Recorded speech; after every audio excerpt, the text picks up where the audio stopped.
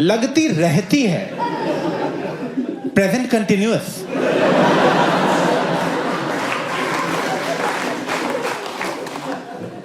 तो पहले दिन ही वो बोल रहा है, कह रहा है चलो पहले ना आपको आग बुझाना सिखा देते हैं। मैं कहा आग बुझाना क्यों? कह रहे वो देखो उसका मुंह जल रहा है।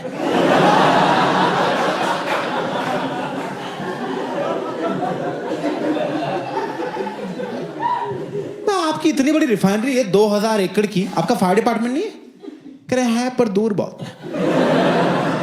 जब तक वो आते हैं आग बढ़ जाती है। वो आते हैं कहते हैं अब तो जली गए सारे,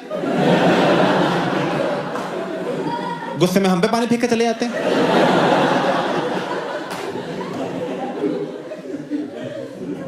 तो पास लाओ उन्हें यार।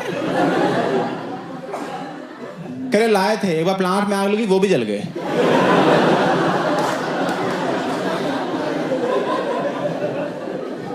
This is true by the way. Panipat refinery में हुआ था 90s में ही, उन्होंने ऐसे यूनिट बना रखे थे, अब बीच में फायर डिपार्टमेंट बना दिया कि यहाँ लेंगे यहाँ बुझा देंगे, यहाँ लेंगे यहाँ बुझा देंगे। एक साथ फट गया सब है, सब गए हैं, किसी को पता ही नहीं लगा।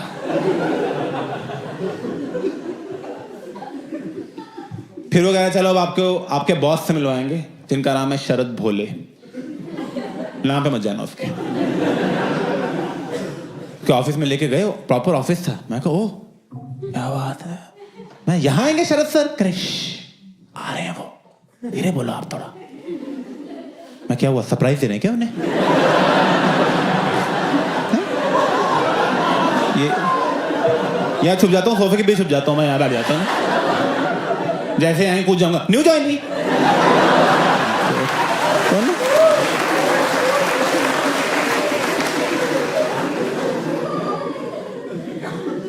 फिर आया वो शरद भोलू, आ गया hello welcome chemical engineers welcome, कैसी लगी आप लोगों को रिफाइनरी? एक यहाँ से बच्चा बोल रहा है sir very beautiful, very beautiful. मुंह पे कालख लगी हुई थी हमारे।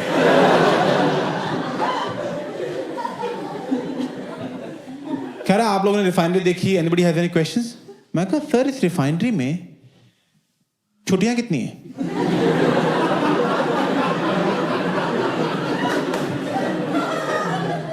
Like what? मैं कहा छुट्टियां सर, लीव्स, हॉलीडेज, संडे का भाई।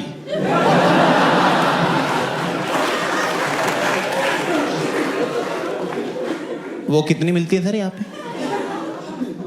कह रहे 15 है सिक लीव, 15 है पेड लीव और 15 है कैजुअल लीव। मैं कैजुअल? कल चाहिए एक।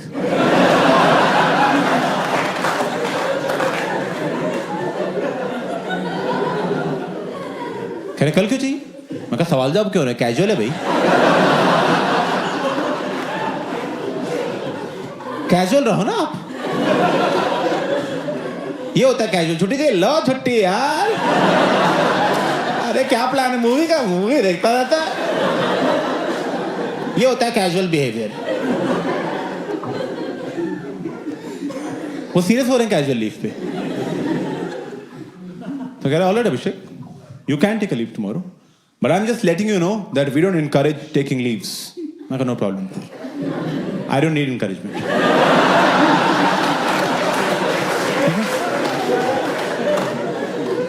I am very driven and motivated. तो ऐसा लगा कि पहले दिन ही रिश्तों में खटास आ रही है।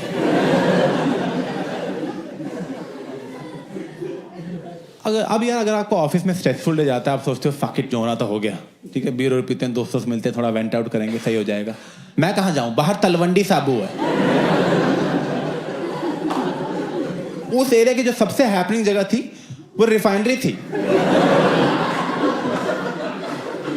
लोग रिफाइनरी के बाद आते हैं चिल करने कि यहाँ आग लगेगी, उसकी रोशनी में कर लेंगे बातें थोड़ी। एक टाउनशिप दे रखी थी, उसी में रुकना था।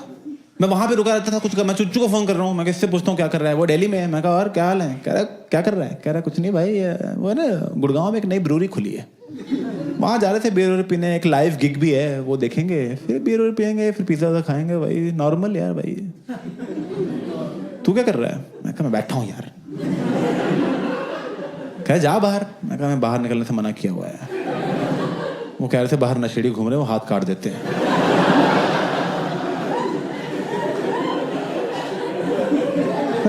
हाथ को काट देते हैं? मैं नशेड़ी है, बहनचोद काट देते हैं मुझे क्या? This is true. यहां नौकरी लगवाई थी, जब हम बाहर जाओ तो हाथ कट जाता है, अंदर जाओ तो मुंह जल जाता है।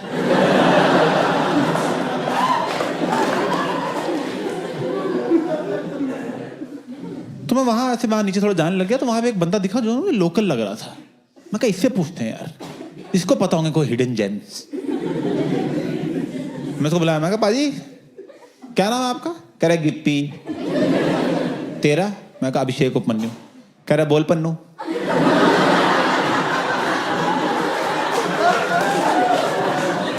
उपमन्यु ही नहीं बोला जा रहा है उससे, उसकी जीभ ही नहीं मुड़ती इतना पंजाब के अंदर है वो।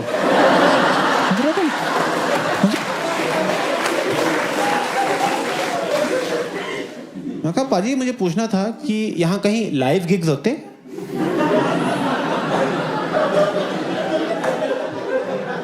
कह रहा है हेरोइन।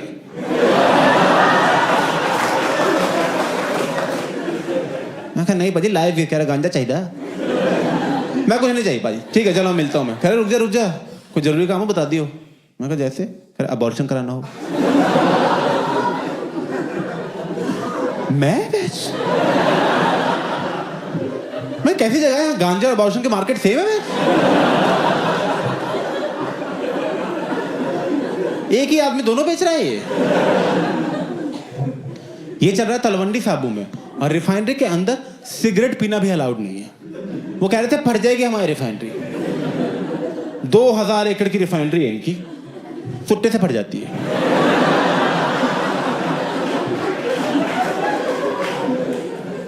तो वहां सिगरेट पीने के लिए बस में बैठ के आधा घंटा दूर जाना पड़ता था। मैं बस में बैठता था, आधा घंटा दूर गए, वहां सिगरेट पी। अब आधा घंटा वापस आने में लगता है यार। जब तक वापस पहुंचते हैं फिर मन का जाता है सिगरेट पीने का। फिर गया मैं आधा घंटा। 3 दिन में वहां बसों में ही घूमता रहा। वो बस ड्राइवर में चाबी दे दी, कह रहा आप रखो बस यार।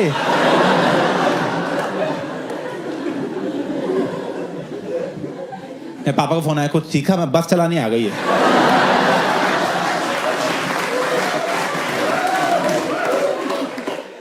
अब यार ऑब्वियसली एक बहुत जेन्युइन प्रॉब्लम है ये। शरद भोले को इससे प्रॉब्लम हो गई। मुझे ऑफिस में बुला लिया उसने, बुलाया, कर इधर आओ, तुम्हारे ब्रेक्स बड़े लंबे हो गए। मैं कहा सर वो सिगरेट पीने बाहर जाना पड़ता है सर। मैं क्या करूँ, वरना तुम वो कहते मत पियो सिगरेट। मैं कहा सर वो तो सर देखो धीरे धीरे छूटेगी तो रहते कैसे ही मतलब। कहे तुम्हें अकेले को कैसे टाइम लग रहा है, बाकी लोग भी तो काम कर रहे हैं। मैं कहा सर बाकी लोग तो चैनी खैनी खाते हैं।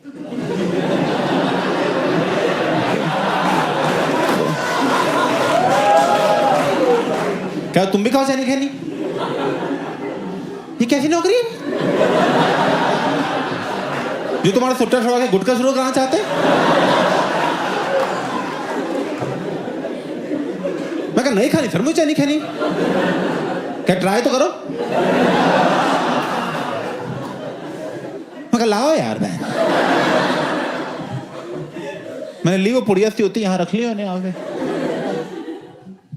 मजा आ गया।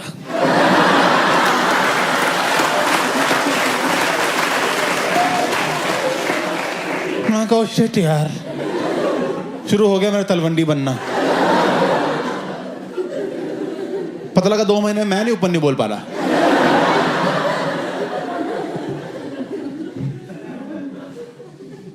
तो ना मैं समझ गया कि यहाँ मेरा जैसे चलने नहीं वाला ज्यादा। तो मैं कहा यार क्या करें। तो याद है बस छुट्टियां भी तो पड़ी हैं। 45 छुट्टियां थी, मैंने पहले 90 दिन में ही ले ली। नेक काम में देरी क्या करनी है। और मेरी सारी छुट्टियां अप्रूव भी हुई, क्योंकि by chance just by luck जो मेरा लीव अप्रूवर था वो एक अंग्रेज था। और तुम तो जानते हो अंग्रेज सेंसिटिव लोग हैं, वो हर बीमारी को सीरियसली लेते हैं। मैं फोन कर रहा हूं, मैं sir I can't come, I have a headache. Headache? I will pray for you. कर ले यार प्रे आराम। मैं तो घर में बियर खोल रहा हूं अपनी यार। और ये इंडिया वाले शर्मा, मिश्रा, गुप्ता, इनको बोल दो सर हमें कैंसर है क्या, हमें भी ऑफिस आओ।